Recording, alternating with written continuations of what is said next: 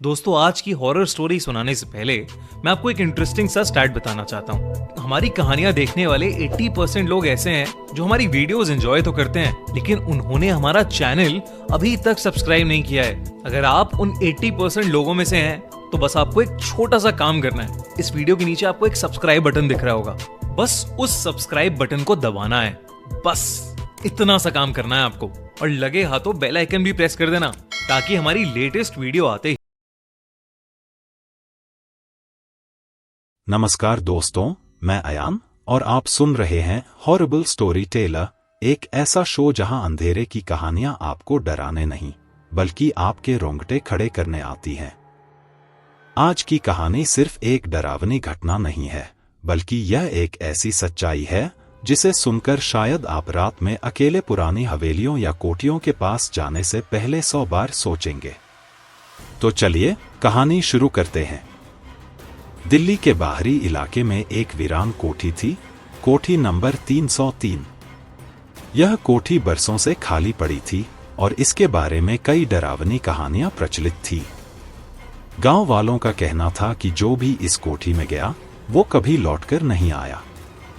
कई बार लोग इस जगह को रात में जलता हुआ देखते थे, लेकिन जब सुबह वहां जाते तो कोठी जैसी की वैसी खड़ी मिलती।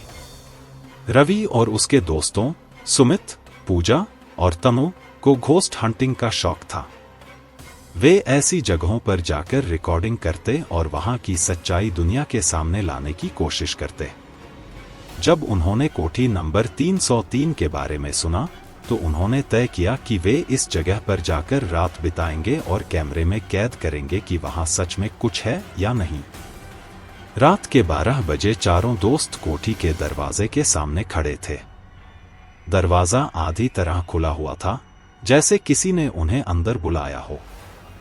रवि ने हिम्मत दिखाते हुए टॉर्च जलाया और सबसे पहले अंदर कदम रखा। अंदर घुसते ही एक अजीब सी सीलन और सड़ांध की गंध आई।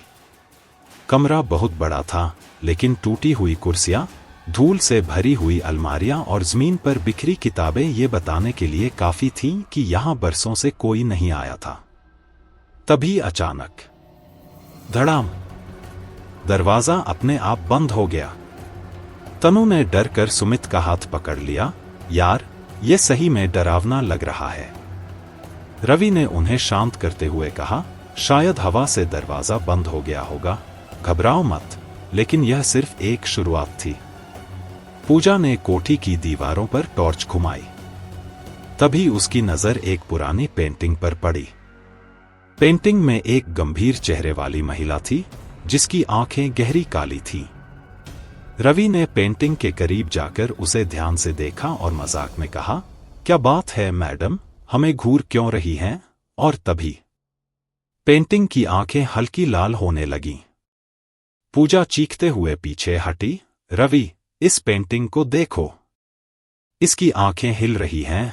रवि ने दोबारा टॉर्च मारी, लेकिन अब पेंटिंग सामान्य लग रही थी।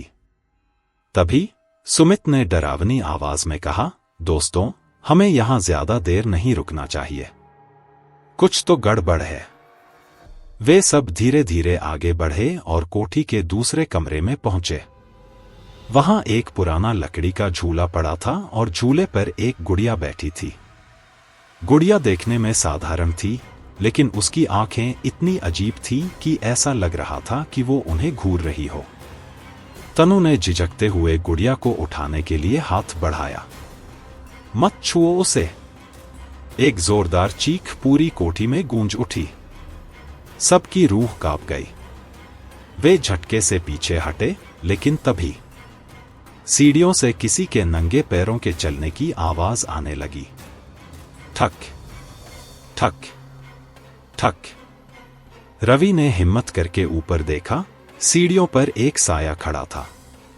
एक औरत सफेद साड़ी में, खुले बालों में और आंखें पूरी काली। वो धीरे धीरे घिसकते हुए नीचे आ रही थी। पूजा ने डर कर रवि का हाथ पकड़ लिया।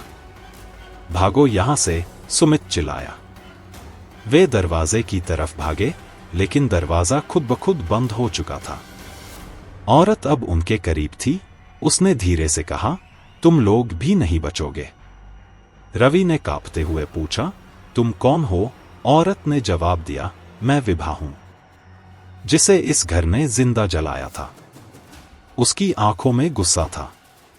उसने हाथ उठाया और अचानक सब कुछ बदलने लगा। कमरा अब अतीत के दृश्य में बदल चुका था। वे सब देख सकते थे, विभा जिंदा जल रही थी।